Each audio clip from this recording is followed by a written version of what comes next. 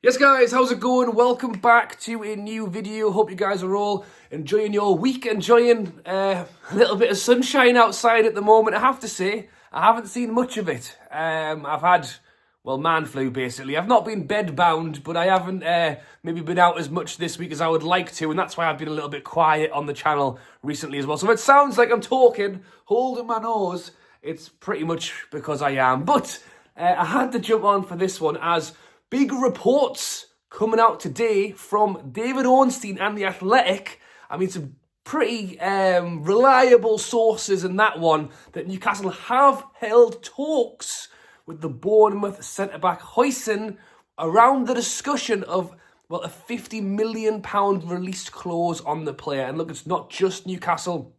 There's other teams in there as well. But it's a player that's been highly spoken about. In fact, if you want to get into it, Bournemouth signed Huijsen from Juventus. We have bought Lloyd Kelly from Bournemouth and then sold him to Juventus. So would Newcastle be buying Huijsen, the final of the triangle there? And, around a £50 million release clause, big money for a good player. But that's not all tonight. That's right, Craig Hope reporting that Newcastle have set their sights on a number one target in Cunha, the Wolves player who, to be honest, hasn't been particularly quiet on his hopes or aspirations to find his next move, whether that be in the Premier League or elsewhere, with Newcastle reportedly picking him as their number one target for a fee on his head of around 62 million. Wow. 50 million for Huijsen, 62 for him, 112 million for the pair of them. Tell you what, that wouldn't be a bad summer, would it? And that's what we want to see. We want to see a transformative summer for Newcastle United. That's what everybody's been saying. That's what we've been saying for windows gone, But can this be the one? And we're going to get into all that in this video today. It's not been too bad of late for Newcastle, has it? Winning the Carabao Cup, bouncing into the league, and it's, can we keep it going? Can we keep the form going? And we are, not that far away from the end of the season. We're already looking at what's going to be happening with the Champions League. Can we make it in there? What's going to be happening with the transfer window, renewal of contracts? There's so much happening right now, and it's only going to just keep building up as we see into the end of the season. As I say, coming out the back of that Carabao Cup win, it's, can we keep the momentum? Can we keep it going? And there's always just that little thing in the back of your head, the players are obviously on that bus all day. I mean, us as fans, I think we're a little bit whacked, to be honest, after the amount of celebrating we did. And, you bounce into the next game, you get a win, then it's Leicester on a Monday night.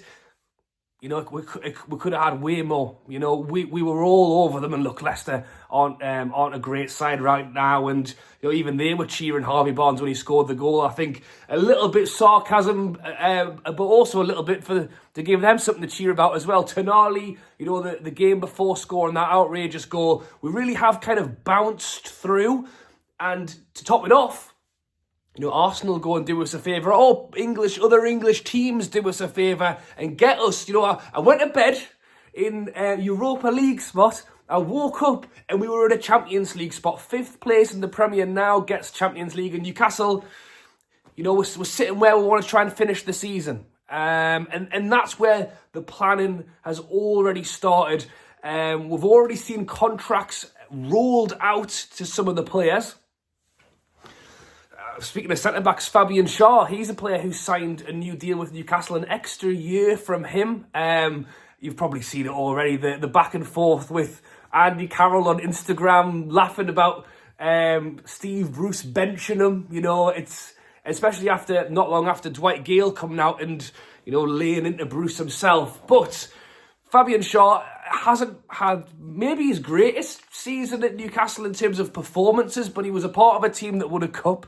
And when he's on form, a fantastic player. And considering we paid, $3 million for him a million years ago, it really has worked out quite nicely. And as much as we're going to get on to transfers in a second, as much as we're talking about this big summer window, Eddie Howe is someone who's been very careful with what he says. And when he's been asked about going into the transfer window. Even he's kind of said, oh, I'm hoping this is going to be different to the others, or I'm hoping this is going to be the one that we want to have.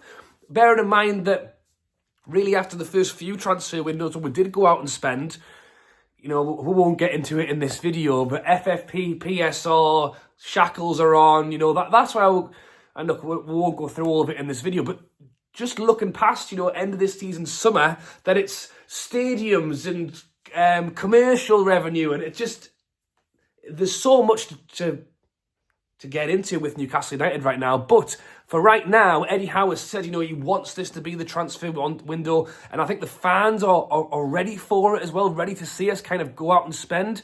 The idea that this 105 million over 3 years, the first year of Bruno, Wood, Target, Burn, that's fallen off this summer. So technically speaking, even without the sale of Kelly, the sale of Almiron, there should be some money from the club that we were allowed to actually invest as well. And Fabian Shaw, as I say, as much as people want to see that big window, players moved on, players brought in, it's not going to be like 8 players. And keeping a hold of a player like Shaw for another year, I think is sensible. I think some people were a little bit unsure on it, because it's like, if you're going to sign Shaw on a new deal, does that mean we're not going to bring somebody else in? No, I think we'll let Kelly go. And there's conversations about Jamal Lascelles as well. I think this one's probably a lot more polarising than the Shaw one is, as it's rumoured that he is next in line to sign a new deal. Now, it's an interesting one with Lascelles, because he hasn't played a lot of football. But the talk is he's a big part behind the scenes. And in fairness, until he got his cruciate ligament or serious injury, when he had played, he was all right. Similar to the discussion with Shaw under Bruce, Lascelles under Bruce, pretty much everyone playing under Steve Bruce. Jacob Murphy, I mean, come on. You could argue that Jacob Murphy still isn't the greatest of passers of the ball, but I tell you what, he's playing damn better than he was when Steve Bruce was around. We weren't going to keep him. We were trying to sell him off to wherever. So, yes. Another one, Callum Wilson, that's creating a lot of question marks. I think the thing with Lascelles is, I would imagine we've gone to Lascelles and said, look, Lascelles, we're going to reduce your wages by, I don't know, half. Yeah, I don't know. Probably same with Shaw as well. Like, if you're willing to stay on, we'll keep you, but we're going to pay you less. And it just keeps players in the background available when we need them. But I think what we all know is that there's some positions in our squad that we do need to strengthen this summer. And we've just mentioned 2 centre-backs there that, if we start the season with Shaw, great player, but I think we've seen when he's had his dips, we don't have enough depth in that position, and bringing in a centre-back, I think, for me, is, one of the big priorities this summer window. Which leads us on to the article written by The Athletic this evening. David Ornstein has said that Newcastle have been in talks with probably one of the most young up-and-coming centre-backs in the Premier League right now. I mean, he's only been here a year. He's been with Bournemouth, but he's been a big part of the success or the game. I mean, it's not just him, in fairness. There's been a few players in the Bournemouth side who have really turned it on this season, have shown some great league form. But him coming over from Juventus, as I say, the triangle that Newcastle are trying to complete, they've given us Kelly, we've given Juventus, and then he's made a way to Bournemouth, and then over to us. I suppose Bournemouth are the one who's going to be left without a centre-back, and assuming they don't bring Kelly back again. But yes, Huijsen, interestingly enough, in the article, it says that Liverpool, Chelsea, I think it was Arsenal, have all held talks, as well as Newcastle and Spurs. Even Real Madrid are being linked to the player. So, I mean, if that doesn't tell you that he's, has some admirers, I don't know what else will. The question is, where does he want to play his football? Where's he going to get a game? And where's he going to continue to improve? I mean, I'm not going to speak for other sides, but I think there's the hope with Newcastle is Sven Botman comes in as fighting fit, and we can bring in a new right-sided centre-back. And that's not me saying, right, cheers for the cup win, Shaw and Dan Burn, see you never. No way. as we've seen with the likes of a Lewis Hall, who took a little bit of time to come in, Eddie Howe doesn't throw players in. We know that. If we start the season with Bernard Shaw, that's fine. But what I want is to have, some grade A stars available in behind, if not starting ahead of, or certainly competing with. Both Shaw and Bernard are 32. They're doing great right now, but we need to start bringing in the next one. And the discussion of a £50 million release clause is what makes this one so interesting, because God almighty, please don't give me another Gahey for an entire transfer window. As I've mentioned already, getting contracts sorted now. Paul Mitchell, I think, has a point to prove this summer. He was very quick to blame other people when he came in and hasn't really done anything since then, and he's blamed PSR and issues in the window. I think for me, this is his big window. And to start off on day one to go, right, because there is a release clause, it's clear that it's like, right, get the deal done. I think that's what teams will look at, and the player, this is reported as well. Who knows? Maybe Bournemouth will offer him a new deal and he'll want to stay, or he's got some big choices to make for himself. And the reports are that if a decision is going to be made on leaving Bournemouth, they want it to be made fast so that he can get in there and enjoy his pre-season summer as well. So if it's Newcastle who can get him, I'll be very happy. And just to continue on in the same article, it also goes talk on about Delap as well. Obviously, the Ipswich striker that's gained a little bit of attention. Obviously, Ipswich are going down.